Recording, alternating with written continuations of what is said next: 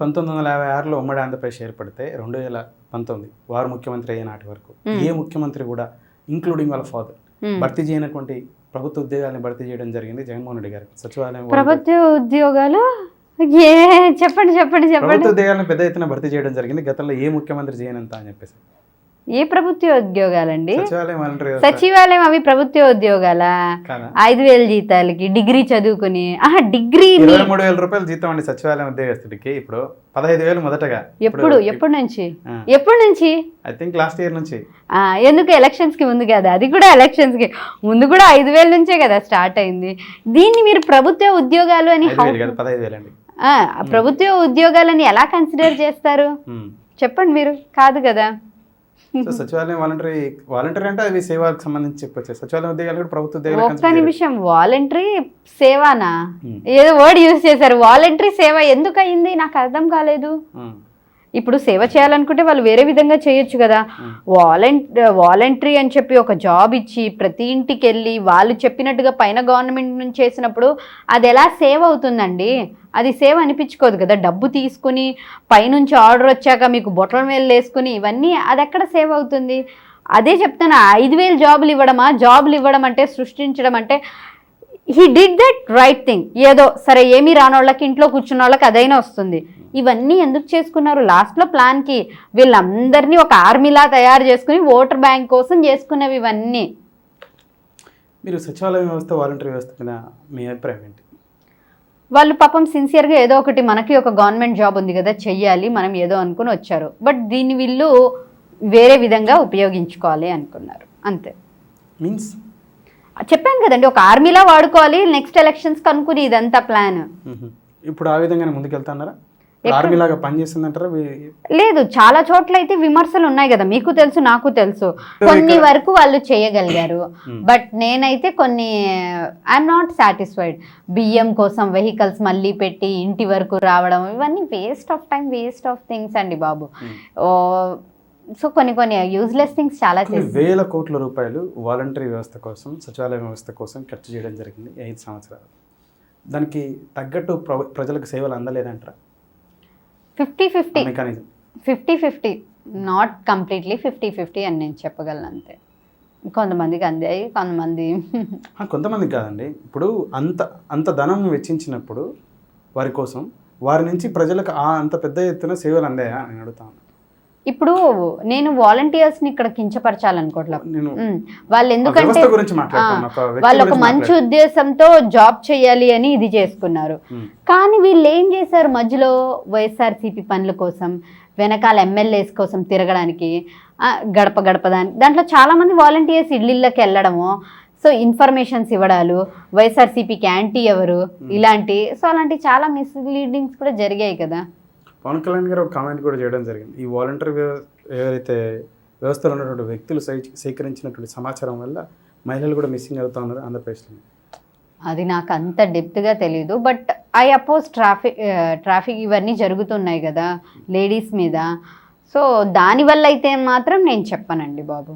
ఎందుకంటే పాపం వాళ్ళని మనం బ్లేమ్ చేయలేం కదా. వాళ్ళు పైన ఏం చెప్తున్నారో అది చేస్తున్నారు అంతే.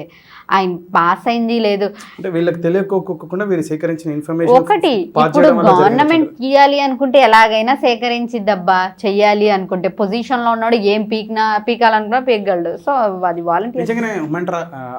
అంత పెద్ద ఎత్తున ట్రాఫిక్ అయిందంటారా? హ్యూమన్ ట్రాఫికింగ్ గురించి 5 years లో జరిగిందంటారా? కానీ లేడీస్కి అయితే చెప్పినంత పెద్ద ఎత్తున జరిగిందంటారా? అంత పెద్ద ఎత్తున తెలీదు కానీ నాకు. బట్ దీంట్లో లేడీస్ అని చెప్పి నోరేసుకుని పడిపోతూ ఉంటారు. వాళ్ళు ఇలాంటివి జరిగినప్పుడు ఎప్పుడు వచ్చి సపోర్ట్ చేయలేదు ఎక్కడ. ఎన్నో మానభంగాలు. నాకు ఎక్కడా కనిపించలేదండి. వాళ్ళు డ్యాన్స్లు వేసుకోవడానికి వాళ్ళ మేకప్లు వాళ్ళ చీరలే కనిపించాయి కానీ వాళ్ళు వచ్చి మాట్లాడడం లాంటివి నాకు ఎక్కడా కనిపించలేదు. దీని మీద అసలు ఎందుకు ఇలా మిస్ అవుతున్నారు, ఇలాంటివి జరుగుతున్నాయి అనేది ఎక్కడా కనిపించలేదు. మహిళా చైర్పర్సన్ గారు కనిపించలే, మహిళా మంత్రులు కనిపించలేదు, ఎక్కడ కనిపించలే. డ్యాన్సుల్లోనే ప్రోగ్రామ్స్లోనే కనిపిస్తారు వీళ్ళు. నిజంగా మహిళకు దాడి జరిగినప్పుడు మిస్సింగ్ అయినప్పుడు రాలా వాళ్ళు. ఏదో సానుభూతికి తర్వాత రావడం ఇవన్నీ వేస్ట్ ఆఫ్ టైం అనమాట. ముందు ఏమైనా చేసుంటే బాగుండేది. ఇంకా పోతే నిన్న కూటమికి సంబంధించిన ఒక 2 రోజుల క్రిందట కూటమికి సంబంధించిన అభ్యర్థులను ప్రకటించడం జరిగింది. కూటమిలో భాగంగా జనసేన పార్టీకి ఒక 24 స్థానాలు కేటాయించడం జరిగింది. దీని మీద అపోజ్ చేసేటువంటి వ్యక్తులు చేసేటువంటి ప్రధాన విమర్శ ఏంటంటే కుక్కకు ఒక 4 బిస్కెట్లు వేయడం జరుగుతుంది, కుక్కకు ఒక 4 బిస్కెట్లు, జనసేనకు ఒక 24. నెగిటివ్ అలా మాట్లాడకూడదండి, మరి అలా మాట్లాడకూడదు. కుక్కకు 4, జనసేనకి 24 అది కరెక్ట్ కాదు అనే కామెంట్ పైన మీ అభిప్రాయం. రాంగ్, అలా మాట్లాడకూడదు. లైన్స్ రాంగ్ అనమాట. సో 24 ఎందుకు ఇచ్చారు? ఎందుకంటే పవన్ కళ్యాణ్ గారు అంటే జనాల్లో ఒక ఇది ఉంది, ఫ్యాన్స్ అవన్నీ. సో ఎవరికైనా కొంచెం హర్టింగ్ అనిపించింది. సో చాలామంది చాలా మీటింగ్స్లో సీఎం అని అరిచారు. సో వాళ్ళలో ఒక ఆవేదన అనేది ఉంటుంది అంతే. పవన్ కళ్యాణ్ ఫ్యాన్ నూరి గారు? నేను ఎవరు ఫ్యాన్ కాదబ్బా. పవన్ కళ్యాణ్ గారు నటన అంటే ఇష్టం ఉండదా? చూస్తాను, నేను ఆ మూవీ చూసే వరకు I will enjoy that movie, that actress, everything. తర్వాత అంతే, నేను ఎక్కువ ఆలోచించాను. పర్టికులర్గా పవన్ కళ్యాణ్ గారి పవన్ కళ్యాణ్, చిరంజీవి, మహేష్ బాబు ఇలాంటివి నేను పడి ఇదేమన్నా చూసామా అంతే. తెలుగు యాక్టర్స్ ఎవరు నచ్చిన నటులు లేరా? నాకు హిందీ యాక్టర్స్ కూడా ఏ ఖాన్ కూడా నచ్చన్నాడు, ఏ షారుఖ్ ఖాన్. ఆ మూవీ చూసే వరకు ఐ విల్ లైక్ దెమ్. ఆ మూవీ చూసే వరకు నా చంద్రముఖిలా ఇన్వాల్వ్ అయిపోయి ఆ మూవీని బాగా. కమ్యూనిటీ దాడి ఎంత పెద్ద ఎత్తున జరిగిందో నాకు అర్థం అవుతా ఉంది. మాట్లాడతా మీరు బాలీవుడ్ యాక్టర్స్ ఖాన్ దగ్గరికి వెళ్తా ఉన్నారు. నేను చెప్పేస్తున్నా ముందే, మళ్ళీ నెక్స్ట్ కామెంట్ లో అదే ఉంటుంది తెలుసా, అందుకే ముందే క్లారిటీ ఇచ్చేస్తాను. యాక్టర్లు ఎందుకు నచ్చారు, ముస్లిం యాక్టర్లు అలాగే ఉంటాయి కామెంట్స్. సరే, అందుకే ఏ యాక్టర్ నచ్చరంటారు? యాక్టర్స్ నచ్చరని కాదు, వాళ్ళ వరకు ఆ మూవీ వరకు వాళ్ళు చేసిన యాక్టింగ్ ఎంజాయ్ చేస్తారు అంతే. 24 సీట్లు ఏదైతే ఉందో నాకు తెలిసి కొంచెం ఓపెన్ గా మాట్లాడదాం. మళ్ళీ ఒకసారి గుండె మీద చేసుకొని చెప్పాలి. మీరు పవన్ కళ్యాణ్ గారి పార్టీ నుంచి టికెట్ ఆశించిందా లేదా? కడప నుంచి పోటీ చేద్దామని నూరి. కడప నుంచి నేను పోటీ ప్రామిస్ గా నేను పోటీ చేయాలని ఎప్పుడు ఇది చెప్పలేదు. సీట్ వస్తే నేను చేస్తానన్నాను, ఇదే అన్నా. నాకు సీట్ ఇవ్వండి అని కూడా నేను ఎప్పుడు అడగలేదు. ఒక్క నిమిషం ఇట్లా పెట్టుకొని పవన్ కళ్యాణ్ గారి పార్టీ నుంచి కడప నుంచి టికెట్ ఆశించలేదా? జనసేన ఒకవేళ కూటమితో నేను ఓపెన్ గా చెప్పా ఇక్కడ ఇంటర్వ్యూలో కూడా, ఒకవేళ డబ్బులు లేని పాలిటిక్స్ ఉంటేనే అది నాకు జనసేన కనిపిస్తుంది, డబ్బులు లేకుండా కనిపించే అలాంటి దాంట్లో నేను వెళ్తాను, సీట్ ఇస్తే తీసుకుంటా. ఇవే లైన్స్ చెప్పున్నాను నేను. I'm repeating that only. నేనేమి సీట్ ఇచ్చేయండి ఇలాంటి ఏం నేను ఇది చేయలేదు. డబ్బులు లేకుండా పాలిటిక్స్ అని కూడా నేను క్లియర్ గా మెన్షన్ చేశాను. అలాంటి పాలిటిక్స్ ఉన్నప్పుడే నేను వెళ్తాను. డబ్బులు లేకుండా పాలిటిక్స్ చేసి చూపిస్తా అని పవన్ కళ్యాణ్ గారు ఇనిషియల్ స్టేజ్ లో చెప్పారు. నిన్న మాట్లాడినటువంటి సభలో అది సాధ్యపడదు, 0 బడ్జెట్ పాలిటిక్స్, మనం గవర్నమెంట్ ఫామ్ చేసే ఒక 10-15 సంవత్సరాల తర్వాత అది సాధ్యపడుతుంది అని చెప్పేసి వారు చెప్పుకోవడం జరిగింది. అవును, నేనేమంటా అంటే మరి ఇప్పుడు సాధ్యపడదని జనసేన క్లియర్గా చెప్పింది. మీరు ఇంకా ఆ పార్టీ నుంచి ఏమైనా ఎక్స్పెక్ట్ చేస్తా ఉన్నారా? నేను ఒకటి చెప్తాను, ఆయన 0 బడ్జెట్ పాలిటిక్స్ ఎందుకు కాదన్నారో ఆయన వర్షన్ ఏముందో నాకు తెలీదు. నేను ఆయన చెప్పిన మాటల్లో నేను అర్థం చేసుకున్న వర్షన్. ఇప్పుడు చూడండి, మీరు మనం ఏమనుకుంటాం, డబ్బులు లేని పాలిటిక్స్ అంటే మనం పంచే వరకే ఆలోచిస్తాం. బట్ బ్యానర్స్ అయినా వేసుకోవాలి కదా, మీరు సోషల్ మీడియా పబ్లిసిటీ ఇచ్చుకోవాలి కదా, టీవీ వాళ్ళకి మీడియా పీపుల్స్కి ఇచ్చుకోవాలి కదా.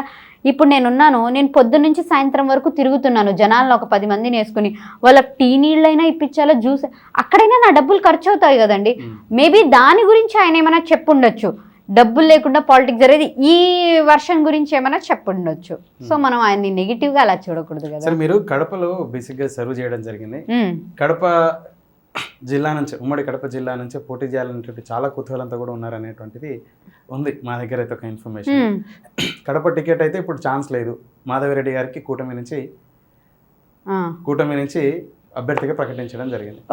కడపలో ఇంకా ఎక్కడైనా అంటే ముస్లిం సామాజిక వర్గం ఎక్కడన్నా ఉన్నటువంటి ప్లేస్లో నారా లోకేష్ గారు కానీ లేకపోతే పవన్ కళ్యాణ్ గారు కానీ పిలిచి మీకు టికెట్ ఇస్తాం పోటీ చేయండి అని చెప్పేసి అంటే సంసిద్ధమా? వాళ్ళు సిద్ధం అంటున్నారు, మీరు సంసిద్ధమా? అమ్మో, నేను సిద్ధాలు సంసిద్ధాలు లేవమ్మా. ఒకటి చెప్తాను, నేను కడప అని ఒక ప్లేస్కే నేను కాదు కదా, నేను ఒక కమ్యూనిటీకి ఒక ప్లేస్కి సర్వీస్ చేయాలని చెప్పి పాలిటిక్స్లోకి వస్తాను అనట్లేదు, ప్రజలందరికీ సర్వీస్ చేయాలని వస్తాను అంటే. మీరున్నప్పటికీ మీరు మిమ్మల్ని ఓన్ చేసుకోవడానికి అంత సామాజిక వర్గం ఉండదు కదా, మీ సామాజిక వర్గం ఎందుకు ఉండదు అంటున్నాను నేను. ఇప్పుడు ఒక మంచి చేసేవాడు వస్తాడంటే ఏ ప్రజలు యాక్సెప్ట్ చేయరండి?